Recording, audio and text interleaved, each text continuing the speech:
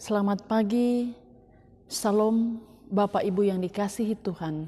Selamat berjumpa melalui renungan firman Tuhan Jemaat Sion Penajam, edisi Senin 11 April 2022. Karena itu, mari berdoa sebelum kita membaca merenungkan firman Tuhan. Bapa di sorga, pagi ini kami bangun dengan selamat. Kami menyambutnya dengan penuh ucapan syukur, dan kami akan membaca dan merenungkan firman-Mu.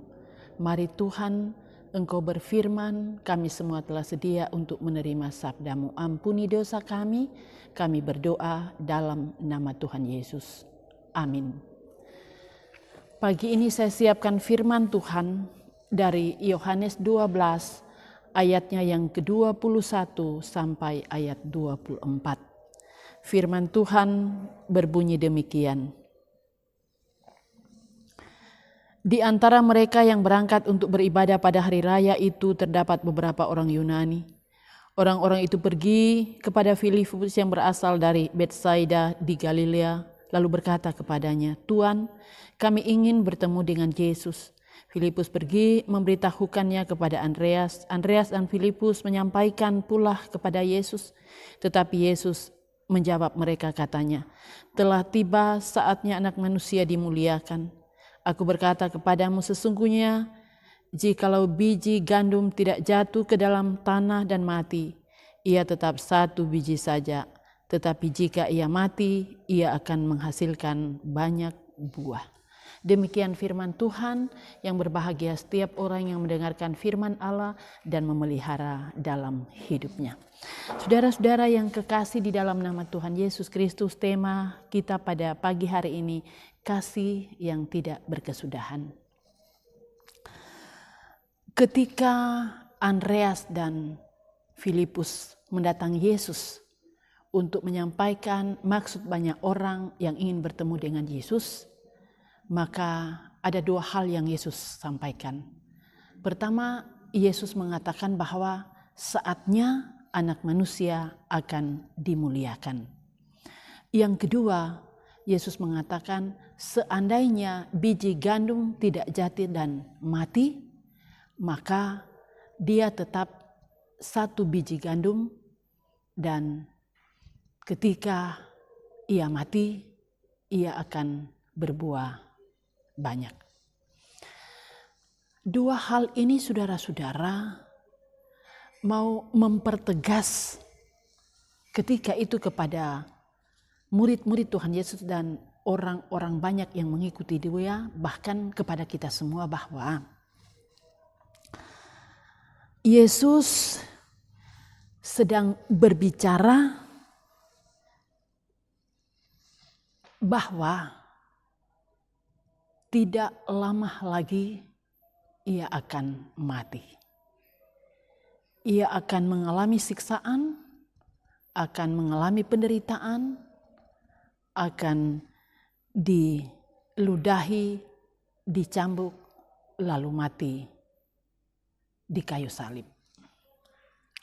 Yang kedua, dengan gambaran satu biji gandum, mau menjelaskan apa maksud kematian Yesus.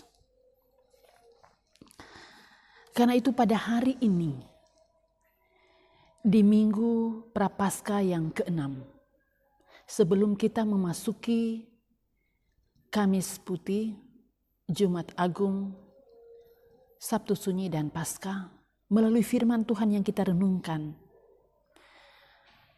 hendak menunjukkan kepada kita semua bahwa kasih atau cinta yang sejati itulah yang mendasari ketulusan pengorbanan Yesus.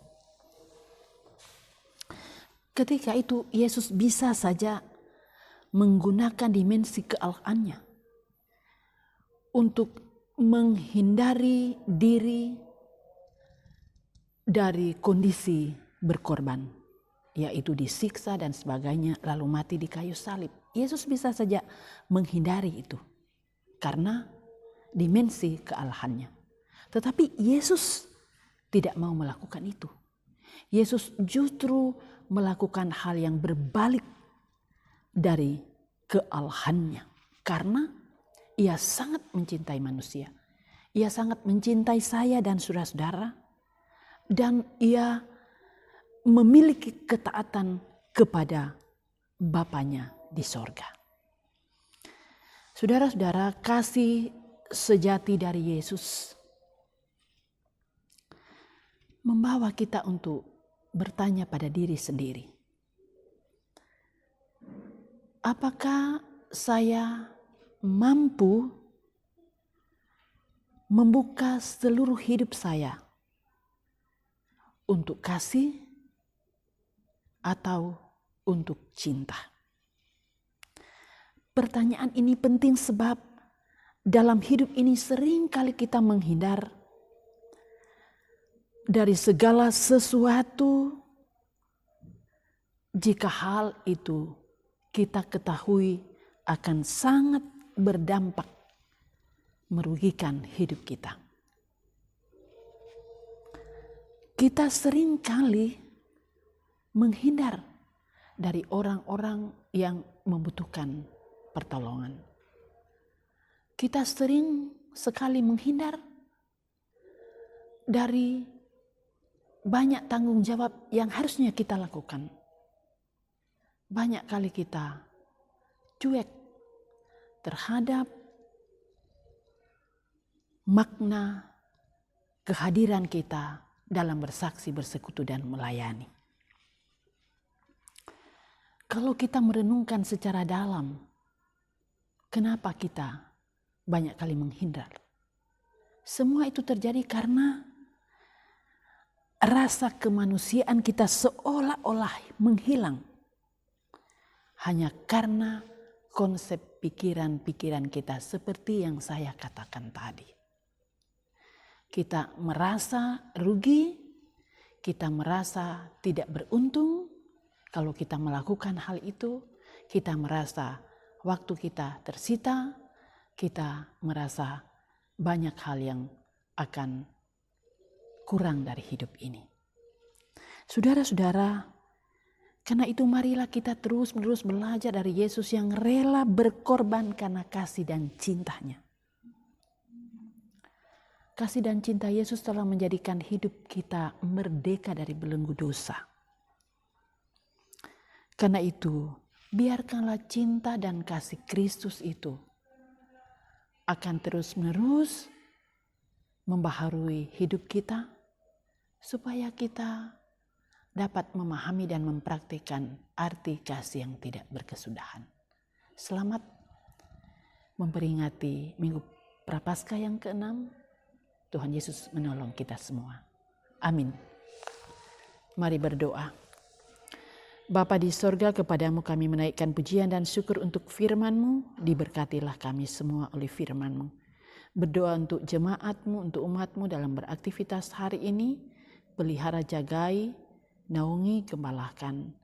Berkati aktivitas dan kegiatan-kegiatan yang akan kami lakukan dalam kehidupan berjemaat.